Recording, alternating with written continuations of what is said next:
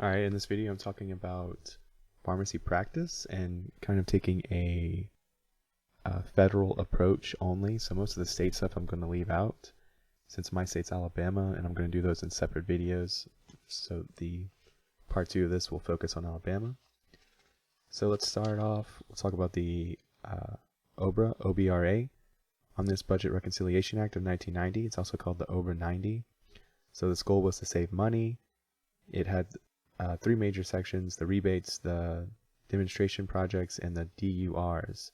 So the DUR is drug use review, drug utilization review. So the retrospective review is what the board oversees, so the state is responsible for that. The educational programs are to improve the way medications are used. There's the prospective review. So now PharmDs have to review drug therapies and apply our skills for proper medication use. And it was typically to Medicaid patients, and nowadays it's every patient basically, but OBRA 90 was intended for Medicaid. So screen prescriptions before dispensing to detect any potential problems. And something you notice a lot for retrospective reviews, they're not really looking for cost-effective things. They're looking for CIs, they're looking for drug interactions and things along those lines. So patient counseling now must be offered as well. Name and description of med dose, form, route, duration, any special directions, common ADRs, monitoring, storage, missed doses, refills, the stuff we learned how to do in pharmacy school. So pharmacist documentation of relevant information. Patient can waive counseling, and this must be a written record of that. But you must also now document the name, the address, the number, the date of birth, gender, allergies, conditions, medical information, and any of your pharmacist comments. And this all serves as, reminder, reference, and record of proof of OBRA 90 compliance. It shows a reasonable effort to do these things. So the Health Insurance Portability and Accountability Act of 1996, also known as HIPAA. So every year we have to do our HIPAA training. This enabled the NPIs, its security, its privacy. This covers health plans, healthcare clearinghouses, healthcare providers, protected health information is also here. So an example of this typically doesn't include like age or addresses, and I'm a little fuzzy if that includes a patient's full name, but so give me your thoughts on that. But I don't think it does. Not the protected health information, people can know that so-and-so is in the hospital, but they can't know their protected health information. So it makes sense. So full name, address, age is not included in your PHI, but typically it's anything related to the past, present, or future physical and mental health of the patients, provisions of care, payment for care, and then identity of the patient, or could reasonably be expected to identify the patient. So health insurance bills, yes, that's PHI. RX numbers, yes, that's PHI. But you must provide notice of privacy practices now. Pharmacy, you must provide like the pharmacy's use of the info, the legal duties of how PHI is protected, patient's rights and how patient may exercise, procedure to file a complaint, who to contact with privacy concerns. You need patient acknowledgement. A pharmacist must take the good faith effort to distribute notice and obtain written acknowledgement of receipt. So a PHI can be used pretty much to the minimum. So for treatment, for payment, for operation. So not for if the boss calls in and wants to know the malpractice claim is legitimate kind of thing, or even the malpractice place calls. But so it's for treatment, for payment, and for operation only. Some exceptions is communications to patients, communications regarding treatment with other providers, when authorized by the patient, when required by HHS for compliance and enforcement, when required by law. And then the incidental use disclosure, so pretty much that would be de-identified PHI. So no names, date of birth, no geographical subdivisions.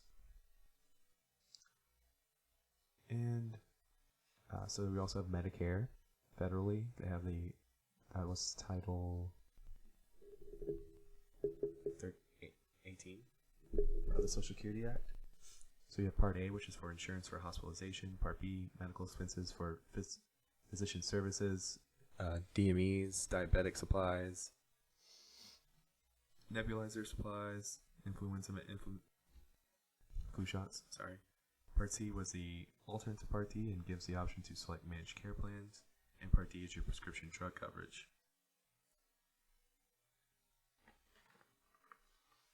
And then we have Medicare. Medicare Improvements for Patient and Providers Act, the MIPPA. This introduced the MTM, so I'm pretty much mentioning it.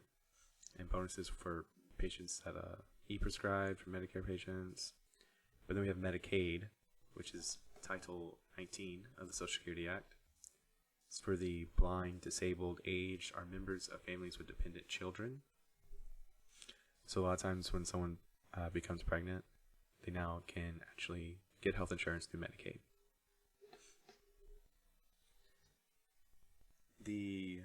Some other things are your Robertson-Patman Act, which was distinguished between unlawful price discrimination and valid price differences. Probably won't see that on MPJE. Federal regulation of long-term care. This included care plans.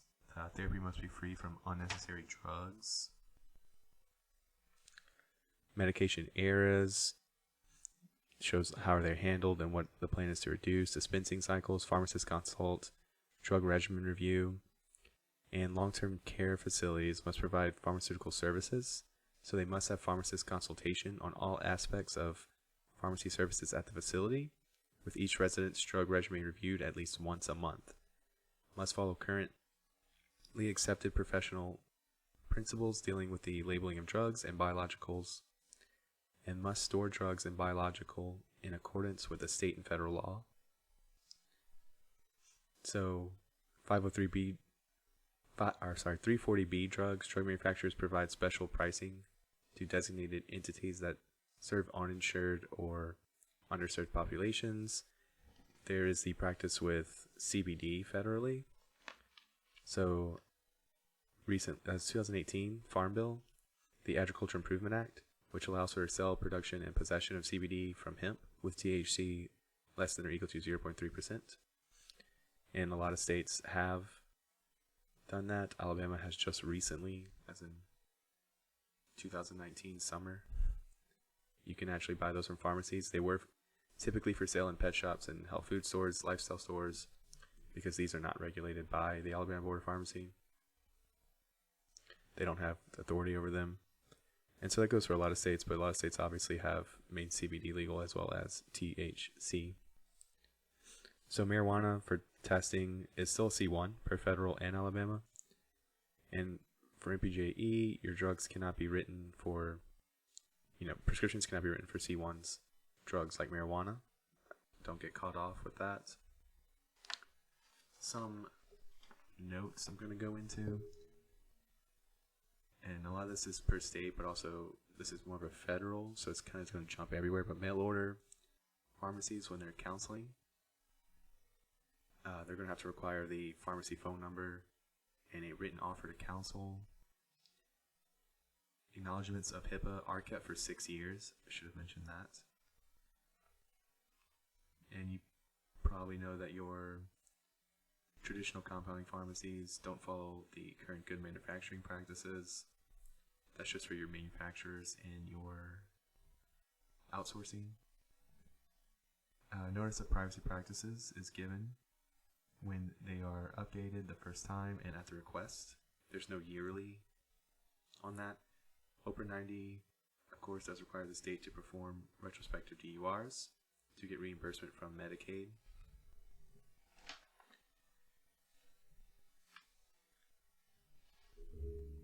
Your child resistance, you do know that your sublingual nitroglycerin, sublingual chewable isosorbent dinitrate, hormone replacement therapy that rely on the activity of one or more, progesterone or estrogen substances, your oral birth control, and methylprednisolate tablets, effervescent aspirin or acetaminophen, sodium fluoride, pancrelapse are all exempt from your child resistant packaging. There may be more. Definitely look up a list. Find the from the actual drugs. Some more you know that your MDs and DOs went to medical school, so prescriptions come from them, but ophthalmologists, not our medical psychiatrists, went to medical school, and not psychologists. So psychologists probably don't have prescription authority in your state. They might. Actually they don't. Orthopedists, not chiropractors. Chiropractors typically don't have prescription authority. But ophthalmologists, psychologists, sorry, see I got it wrong right there. Psychiatrist, ophthalmologists, and orthopedists. Psychiatrists, sorry. Those all have prescription authority. Some note, your compounding 503A. They don't give for doctor's use. And there's a 5% rule. I just uploaded a new video about that, the 2 5% rules. But for compounding 503A, over 5% of their inventory cannot be shipped across state lines. And let's see, the rest of these look pretty random, but alternate color pads can't be used as aren't a real form of security for prescriptions. Number of pregnancies is something typically not in your patient profile, though like pharmacist comments is what I mentioned earlier. Unclassified meds can be combined with, unclaimed meds, you can actually combine these with old stock bottles as long as they have the same lot number, which means they have the same expiration date.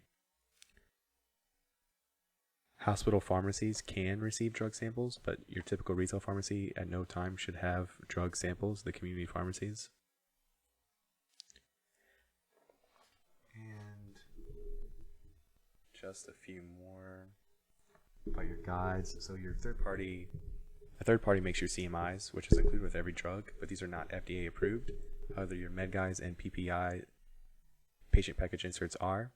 Patient package inserts are typically for your estrogen containing drugs and your oral contraception. They're giving every time the drug is dispensed in outpatient. In an inpatient setting, they're giving every 30 days after the first administration. And at the first administration, you do give there too. Institution can be a nursing home, hospital, things like that. Even a hospital. Long-term care facility. This doesn't probably belong here, but hey, your unit dose label, name of manufacturer, packager, distributor, your BUD, your lot number, your drug name, your quantity, and any statements required via the compendia. You don't need the NDC number there. And if you find a unit dose label without a BUD, you should consider it expired because it is misbranded. But they typically, when someone makes a unit dose label, it's good for 1 year after it's made.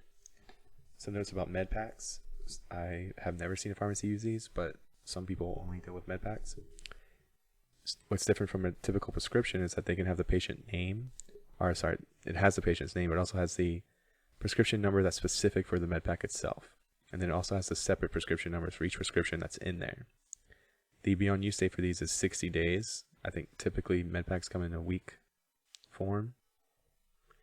60 days from the date of preparation, and also you would have your date of preparation on there. And then pretty much everything else that's required from prescription label from your state. For your drug utilization review, I did actually mention this. You're looking for abuse, misuse, drug interactions, the retrospective one. CIs, wrong dose, wrong duration. Alright. Oh wait, I think that's it. Actually, also give med guides. So you give a med guide when dispensed, when a patient asked, if it was revised, if the drug's subject to the REMS, REMS is pretty much your FDA approved program, but those have med guides, and first time dispensed to provider, to administration in outpatient. And providers don't have to give the med guides out. If you give it to the provider, you do give them the med guide. Alright. Thanks. The next parts will be Alabama bias regulations, pretty much.